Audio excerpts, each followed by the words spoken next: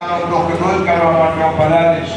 સુખદેવજી કહે છે આવી રીતે બ્રહ્માજીને સાંત્વના આપી અને પ્રભુ આકાશવાણી પૂર્ણ થઈ છે. બ્રહ્માજી પોતાના લોકમાં આવ્યા છે અને આ બાજુ એક દિવસ કૃષ્ણ રાજાનો પુત્ર કંસ અને દેવક રાજાની પુત્રી દેવકી બંને ભાઈઓ થાય. દેવકી અને દેવક રાજા અને કૃષ્ણ આ બંને ભાઈ બહેન થાય. કંસાની બેન દેવકી ઉપર ખૂબ જ પ્રેમ, તેના ધામધૂમથી લગ્ન કર્યા છે. અનેક પ્રકારની સમૃદ્ધિ હાથે વિદાય કરવા માટે ત્યાંથી રથની લગામ પોતાના હાથમાં પકડે છે અને ત્યાં જ આકાશવાણી થઈ છે. અસ્ય સ્વ અષ્ટમો ગર્ભો હંતાયામ વાસે બુધ. હે મૂર્ખ, તું જે બેનને કંસ તૈયાર થાય છે ઇત્યુક્ત સકલ પાપો ભોજાનામ કુલપાંશ ભગિનીમ હંતુમાલબ્ધ ખડગપાણી કચે ગ્રહિત. અને હાથમાં લઈ પોતાની બહેનને મારવા માટે તૈયાર થાય છે. વસુદેવજી પાસે બેઠેલા છે. વસુદેવજી કંસને વિનંતી કરે છે, સમજાવે છે સામ દામ દંડ ભેદ નીતિથી. હે ભાઈ કંસ, તો મૃત્યુના ડરથી તારી બહેનને મારી નાખીશ તો શું તારું મૃત્યુ અટકી જશે?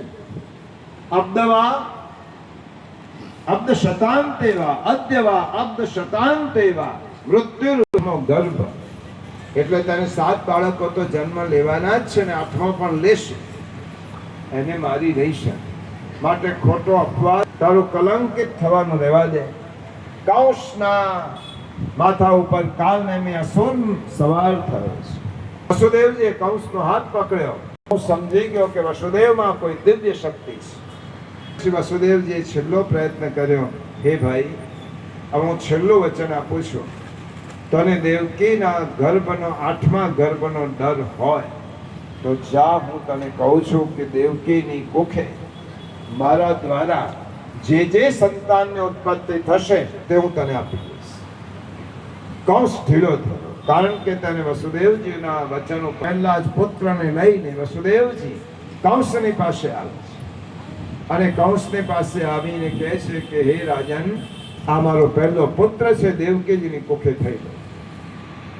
માંથી રહેલા બાળકને ખેંચીને વસુદેવજીની એક પત્ની રોહિણી નંદ બાબાને ત્યાં છે, તેમનામાં તમારે તે ગર્ભનું સ્થાપન કરવા.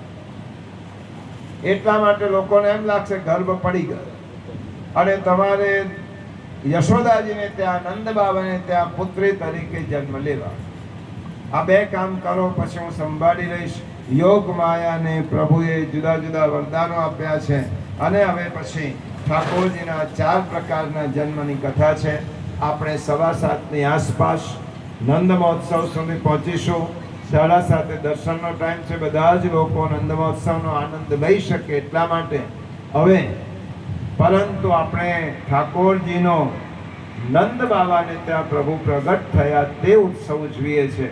કંસના કારાવાસમાં દેવકી માતાની સમક્ષ પ્રભુ પ્રગટ થાય છે, તેનો માત્ર જયકાર કરીશ.